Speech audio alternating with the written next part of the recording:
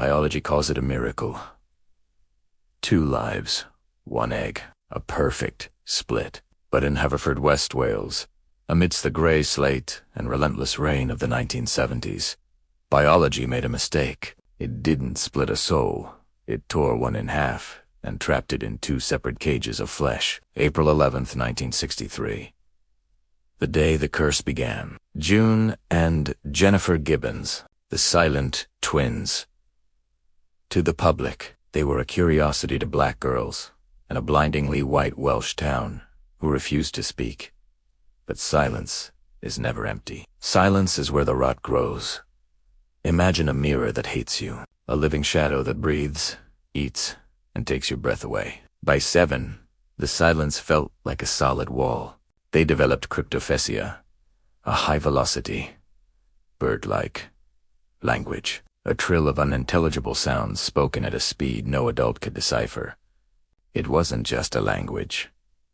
It was a style, a closed circuit. Police psychologists later described it as a form of possession. They moved in perfect and eerie synchronization, lifting teacups together, stepping off curbs together, inhaling together. But beneath the synchronization lay a parasitic hatred. We don't have to guess the darkness in their minds. They wrote it down.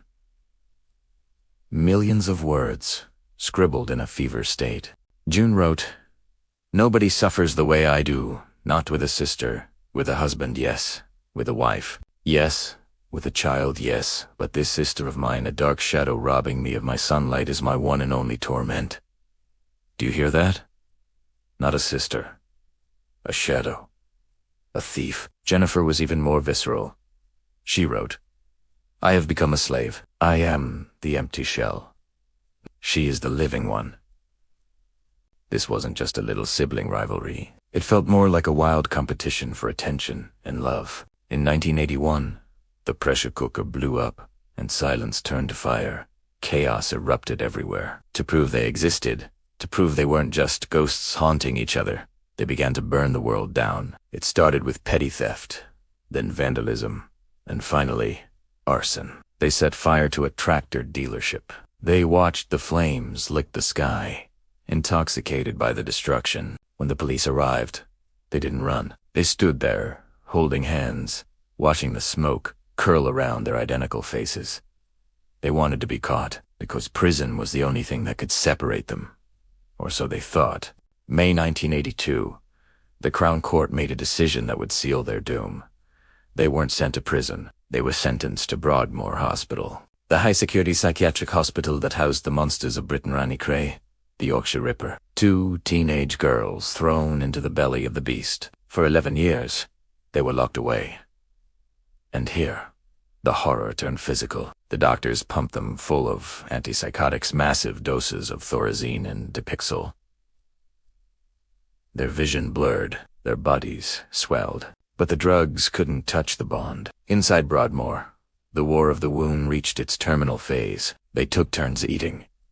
If June ate, Jennifer would starve herself for days. If Jennifer moved, June would freeze. They were regulating each other's life force. Journalist Marjorie Wallace, the only outsider to truly breach their wall, witnessed the deterioration. She saw the despair in their eyes that looked like they had seen the end of the world.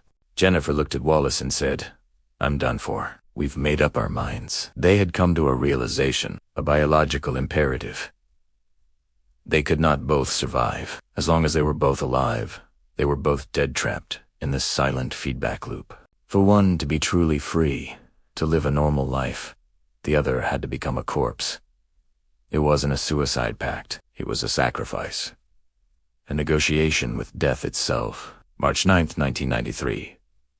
The day of the transfer. After 11 years, they were finally being moved to a lower security clinic near their family. Freedom was hours away. They boarded the van. Jennifer looked at June. Witnesses say she looked peaceful, resigned. She rested her head on June's shoulder. The engine hummed, and then the switch was flipped. Jennifer Gibbons didn't gasp. She didn't scream. She simply stopped. Her eyes rolled back, fixing on a point beyond the roof of the van. By the time they reached the Caswell Clinic, Jennifer was unresponsive. She was rushed to the hospital, pronounced dead at 6:30 p.m. She was 29 years old. This is where the story shifts from tragedy to impossibility.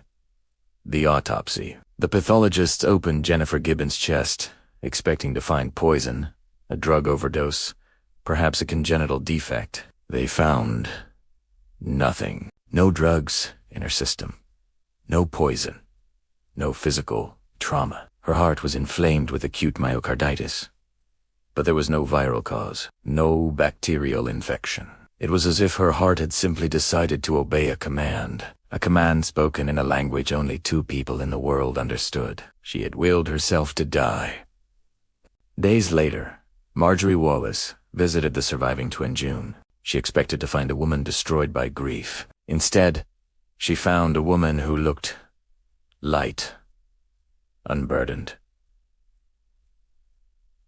June looked at Wallace and spoke, her voice clear, the bird-like trills gone forever. She said, "I'm free at last, liberated, and at last Jennifer has given up her life for me." They found a poem Jennifer wrote just before she died, a suicide note or a receipt for the transaction. It read, "Lord, we have been veritable enemies. We are a fatal, fatal combination. We are each other's death." June lives today. She speaks. She lives a quiet life. The possession is over. But there is one final, chilling detail. On Jennifer's headstone, there is a poem engraved, a poem chosen by June. It speaks of the one who remains. But sometimes, when the wind blows through heaven and the rain hits the slate roofs, locals swear they hear a trilling sound, a high-pitched, frantic chatter, because the question remains, who actually survived? Did Jennifer die so June could live? Or did June die in that van, and Jennifer simply took her place? The body's June's, but the silence belongs to the grave.